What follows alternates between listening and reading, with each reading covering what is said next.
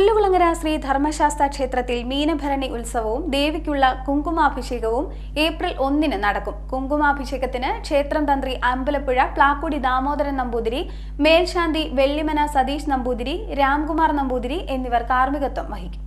പുല്ലുകുളങ്ങര ശ്രീ ധർമ്മശാസ്ത്ര ക്ഷേത്രത്തിൽ മീനഭരണി ഉത്സവവും ദേവിക്കുള്ള കുങ്കുമാഭിഷേകവും ഏപ്രിൽ 1 ചൊവ്വാഴ്ച നടക്കും.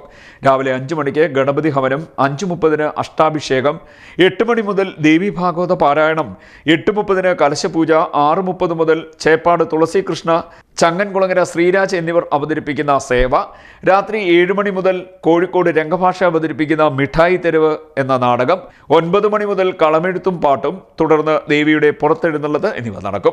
ദീപാരാധനയ്ക്ക് ശേഷം നടക്കുന്ന കുങ്കുമാഭിഷേകത്തിന് ക്ഷേത്രം തന്ത്രി അമ്പലപ്പുഴ പ്ലാക്കുടി ദാമോദരൻ നമ്പൂതിരി, മേൽശാന്തി വെള്ളിമന സതീഷ് നമ്പൂതിരി, രാംകുമാർ നമ്പൂതിരി എന്നിവർ കാർമ്മികത്വം വഹിക്കും.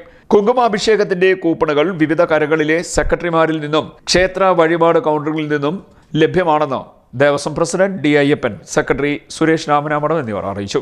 CD Net News, Kayamkulam.